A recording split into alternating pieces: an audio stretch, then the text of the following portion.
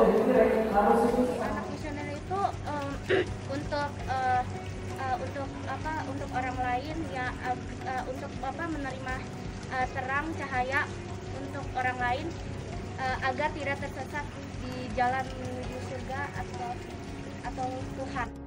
Dari anak misioner itu menurut saya itu memanggil untuk menunjuk jalan.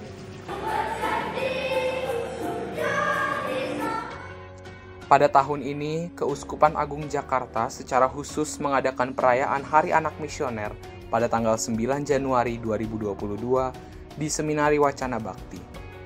Perayaan ini diawali dengan misa, kemudian dilanjutkan dengan berbagai macam games, dan dilaksanakan secara hybrid, on-site dan online, dengan tetap mengedepankan protokol kesehatan.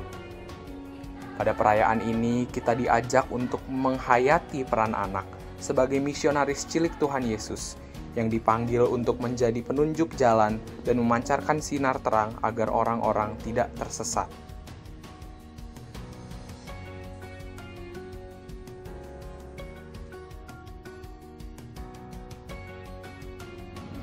Jadi ada dalam gereja Katolik, dalam kalender liturgi kita yang kita kenal sebagai Epifani. Epifani adalah hari raya ketika kita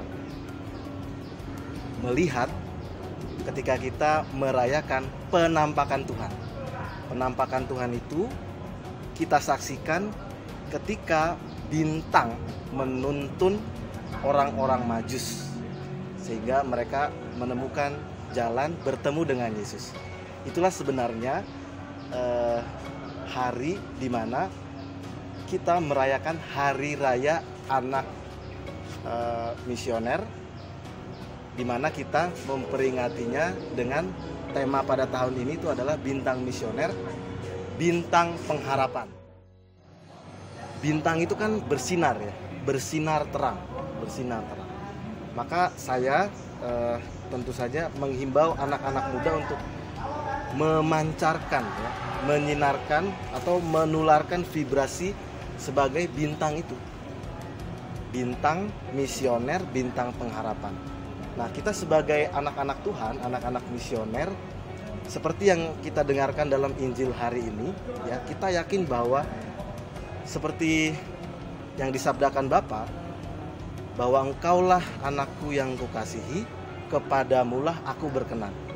Jadi sebenarnya dasar bahwa kita perlu menghormati martabat orang lain, sesama kita, itu adalah betapa kita itu dikasihi oleh Tuhan.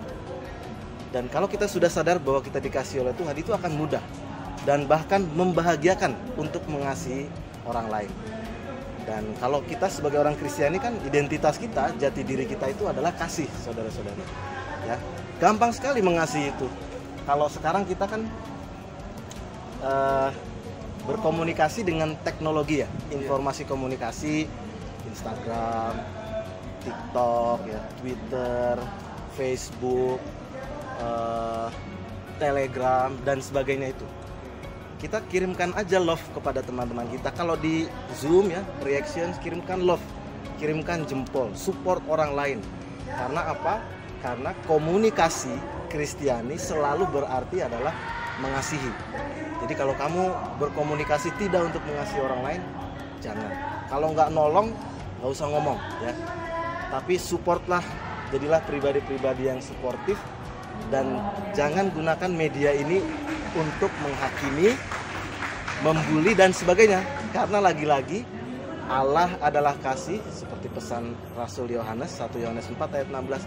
Allah adalah kasih, dan iman kita adalah iman yang mempercayai bahwa Allah itu mengkomunikasikan dirinya betapa ia mengasihi kita. Maka kita dengan teknologi itu, marilah kita mengasihi sesama, membuat konten yang bersinar terang, mempengaruhi, memberikan vibes yang positif, joyful, dan seterusnya.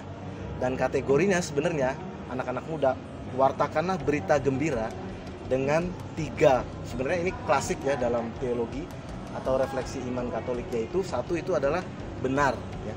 Wartakan yang benar, verus dalam bahasa Latin. Wartakan yang benar, wartakan yang baik atau bonum ya. Wartakan yang baik, kebaikan itu disebarkan. Dan Yang ketiga itu adalah keindahan. Kalau kita mau memperjuangkan yang baik, yang benar, lakukan dengan cara yang elegan, ya, dengan sopan santun, dengan tata krama dan sebagainya. Itu sebenarnya pesan-pesan yang bisa saya sampaikan bagaimana supaya kita semakin menghormati martabat manusia.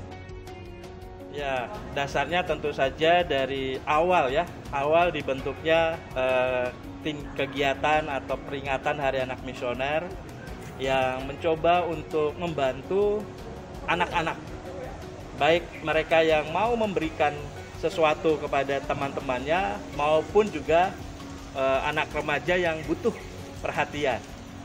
Jadi di Eropa sana waktu itu mereka punya keprihatinan terhadap perkembangan iman anak, begitu ya. Maka anak-anak diminta untuk berbuat sesuatu, melakukan sesuatu dengan doa, dengan derma, dengan korban dan kesaksian yang mereka lakukan untuk dirinya maupun juga untuk orang-orang, anak-anak, teman-teman yang ada di sekitar. Tentu saja tidak harus ditinggalkan mereka yang dalam tanda petik terjerumus dalam hal-hal yang negatif, gitu ya. Tetapi sebagai anak, tadi kan Bapak Uskup juga mengatakan semboyannya anak misioner itu kan children helping children, anak membantu anak. Jadi membantunya nggak hanya sekedar materi, tetapi dengan perhatian, dengan kita mendekati mereka yang melakukan tindakan yang tidak baik itu, gitu ya, merasa bahwa mereka itu diperhatikan, tentu saja akan membawa dampak bagi anak-anak itu. Jadi tidak ditinggalkan, tetapi juga kita sendiri tidak larut dalam keadaan yang tidak baik itu. Sama seperti pengalaman saya juga waktu di sekolah, di SD, di SMP, ya tidak semua teman-teman saya baik, tetapi yang tidak baik pun saya tetap temani, tetap saya sapa, tetap saya dekati sebagai seorang sahabat, tidak saya tinggalkan begitu saja. Walaupun orang tua mengatakan orang ini tidak baik, kamu jangan deketin dia, nanti kamu jadi jelek. Ya, tergantung apakah saya mau larut dengan kejelekan dia, apa dengan kehadiran saya dia menjadi lebih baik. Bapak Ibu, saudara-saudari, anak-anak yang terkasih, mari kita gunakan kesempatan perayaan Hari Anak Misioner ini untuk semakin mengasihi dan mencintai Tuhan dan sesama, sehingga bisa menjadi agen-agen warta kabar sukacita Tuhan yang membawa penghormatan terhadap martabat manusia yang luhur. Teman-teman, Hari Raya Anak Misioner tahun 2022 ini kita rayakan dari Seminari Menengah Wacana Bakti yang ada di Pejaten, Jakarta Selatan. Kalau teman-teman ingin menjadi bintang yang bersinar terang, bintang misioner, bermisi artinya memberikan diri untuk orang lain, karena kebahagiaan terdalam manusia adalah hidup bagi orang lain. Jadilah bintang misioner, bintang pengharapan. Dengan apa? Dengan tentu saja mengikuti panggilan Tuhan. Tanyalah di dalam hatimu, Tuhan memanggilku menjadi apa? Apakah menjadi imam? Jangan-jangan menjadi biarawan-biarawati?